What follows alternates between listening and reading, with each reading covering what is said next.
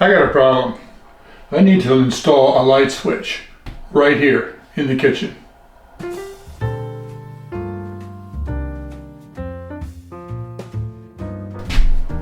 Hey everybody, I'm Bill with Live Simple, Live Free. And as a contractor, especially as an electrical contractor, one of my pet peeves is rooms that don't have enough light switches in them.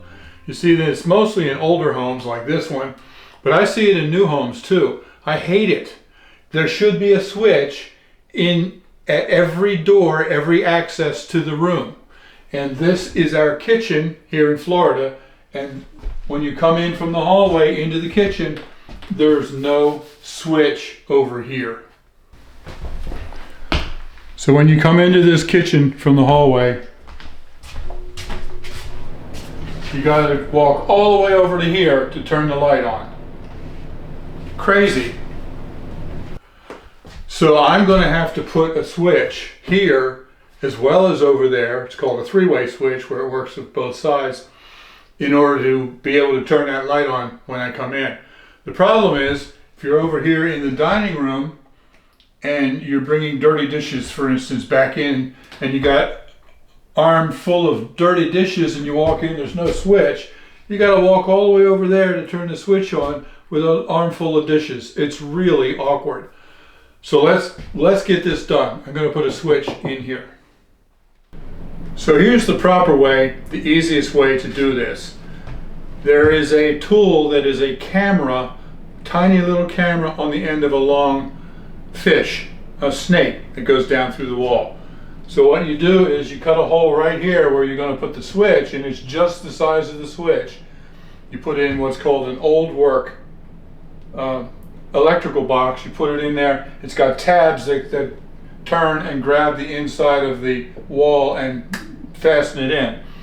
And then there's a fiberglass drill bit that's real long and it's flexible. You can stick that drill bit down there all the way down to the bottom of the wall and drill a hole that goes down into the basement. And then you take that camera and you stick it down there, and it's so cool, you can go all the way down there and see that hole that you drilled. Then you can take your wire, start feeding it through here, and you can see to get it down through that hole so that it goes down into the basement. Actually, this house doesn't have a basement, it's a crawl space, but you can get it down there. And then you take it over here and then you bring it up on the other side. I've used them before. They're really cool. My son Barry has one, the camera and the big long flexible drill bit. Problem is, he's in Virginia. This house is in Florida. I don't have access to it. So the only other way that I can do that is to cut a big hole right in the wall down near the bottom so that I can get my drill bit in there, drill it down into the crawl space, and then feed the wire down through, and then I have to do some sheetrock to patch that hole. Much more complicated, much more time consuming, but I just don't have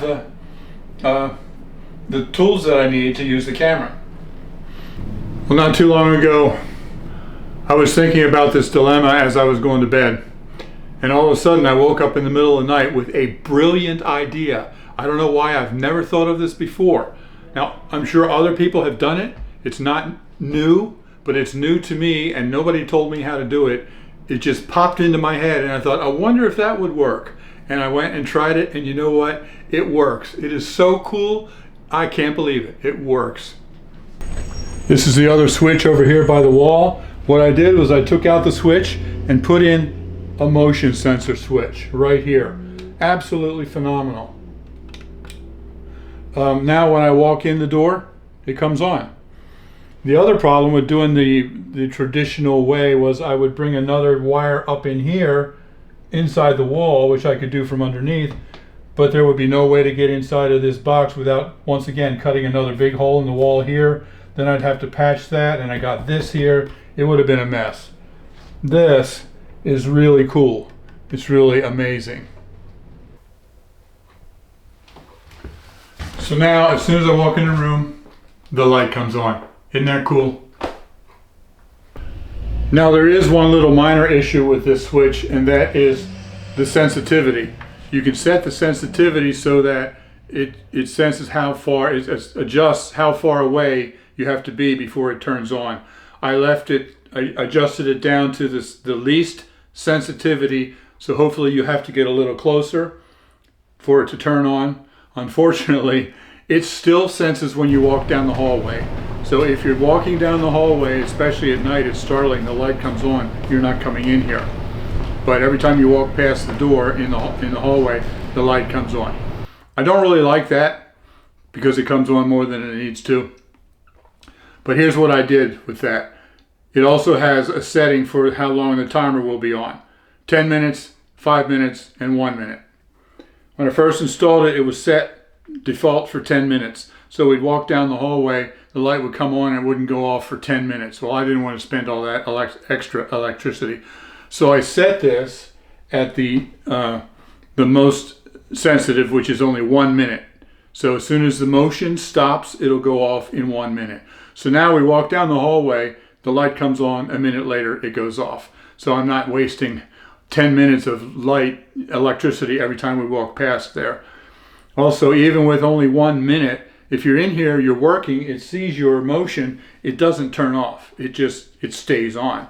And if it does turn off, because you're standing there in one place, all you have to do is just raise your hand and it comes back on. It's pretty cool.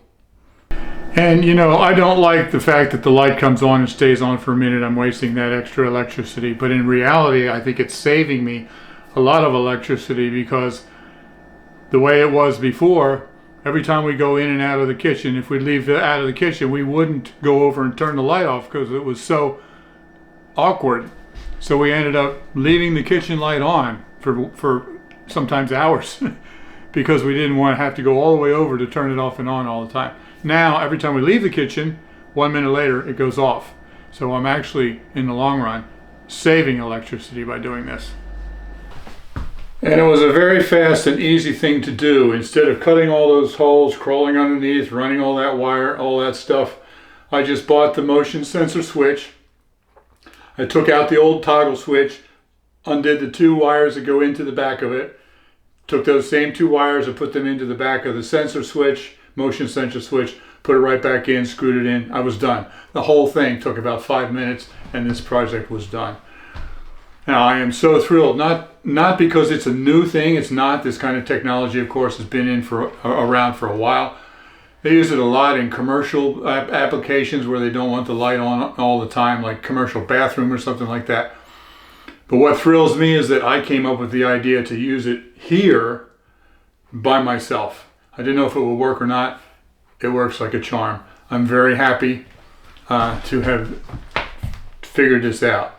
Now, a lot of you might be thinking, you didn't install a switch here. That was clickbait. No, it wasn't. I said in the title, installing an electrical switch. I didn't say where. I didn't say it was going to be here. I didn't say what kind. I installed a motion sensor switch over there where the old toggle switch used to be. Solved my problem just like that. Maybe this will give you an idea of how to solve a problem with not enough switches in your house. So thanks for watching. Live simple, live free. You be blessed.